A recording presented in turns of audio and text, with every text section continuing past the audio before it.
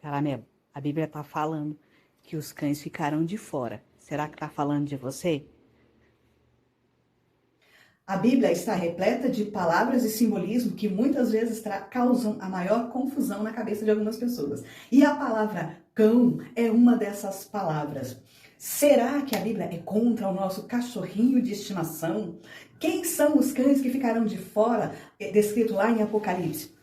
Hoje tem a participação do meu amigo Caramelo na reflexão de hoje, para sabermos o que a Bíblia está falando sobre quem são os cães que ficaram de fora e se a Bíblia realmente é contra os animaizinhos de estimação. Então, bora para a reflexão de hoje. Ah, e não esquece, se gostou do assunto, não deixe de dar uma curtida no vídeo, isso vai ajudar a interação. E também, se você conhece alguém que tem dúvidas em relação a este assunto, compartilhe esse conteúdo com essa pessoa também. Além de ajudar, ela vai também me ajudar aqui no canal. Já estou pertinho dos 100 primeiros inscritos aqui no canal. Me ajuda, vai! Deus abençoe. Até o próximo conteúdo. Bora pro Oi, vídeo. pessoal! Olha, quem tem um bichinho de estimação em casa, um pet que ama de paixão e ao mesmo tempo tem um carinho pela Bíblia, bom, talvez já tenha se deparado com o versículo que, sabe, deixa aquela pulguinha atrás da orelha. Então hoje a gente vai mergulhar de cabeça nisso para esclarecer de vez essa história dos cães na Bíblia.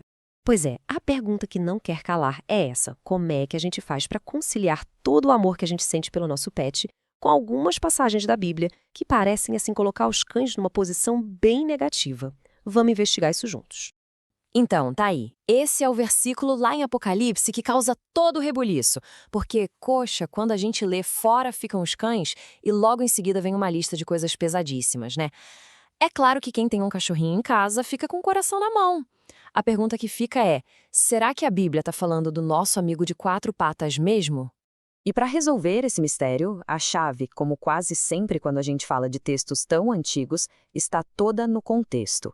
Para a gente sacar o que João queria dizer com cães, a gente precisa, primeiro, fazer uma pequena viagem no tempo e entender como os cachorros eram vistos naquela época, naquela cultura. E olha, a diferença é gritante. No Antigo Oriente Médio, os cães não eram nem de longe os membros da família que a gente conhece hoje. Na grande maioria das vezes, eram animais selvagens que andavam em matilhas, se alimentavam de carcaças, de lixo. Eram vistos como impuros, até desprezíveis. Uma imagem que não tem nada a ver com o nosso conceito de melhor amigo do homem, né? Então, com essa imagem na cabeça, a nossa análise já muda completamente.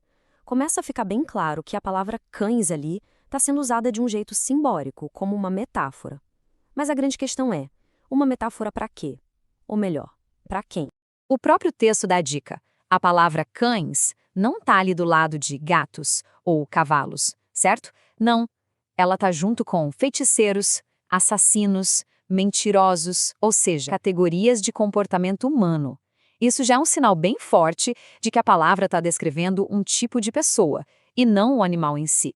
Exatamente. Era como uma gíria da época, um jeito bem pesado de se referir a pessoas com atitudes terríveis. Gente como falsos mestres, inimigos cruéis, ou simplesmente aqueles que viravam as costas para as verdades espirituais.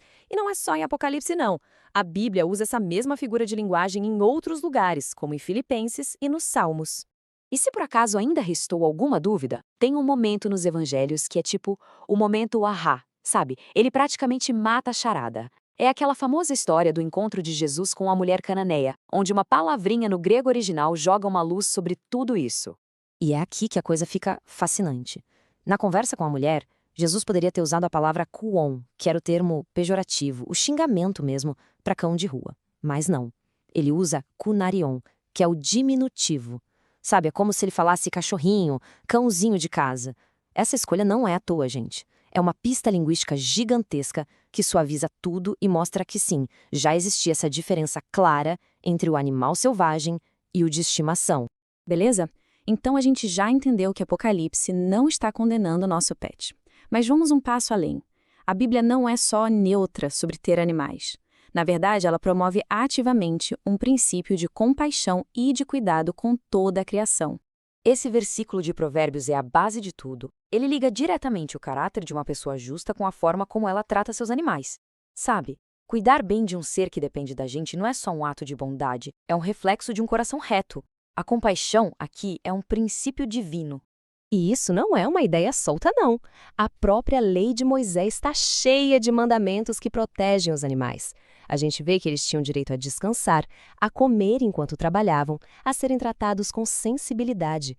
Isso mostra um cuidado profundo de Deus pelas suas criaturas. Agora, tem mais uma coisinha que às vezes gera confusão, principalmente para quem lê a Bíblia em português.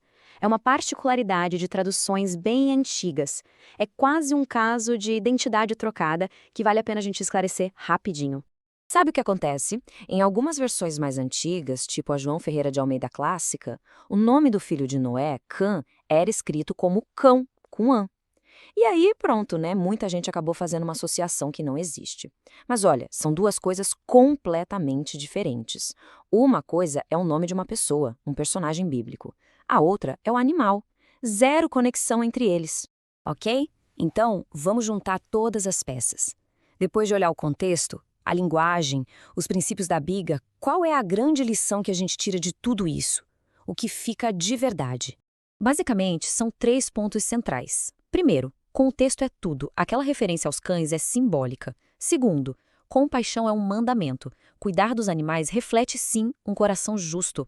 E terceiro, um ponto super importante, equilíbrio. Amar os animais é maravilhoso, mas esse amor nunca deve ocupar o lugar central que só pertence a Deus para não virar uma idolatria. No fim das contas, a mensagem é super positiva e, vamos dizer, um alívio para quem ama os bichos.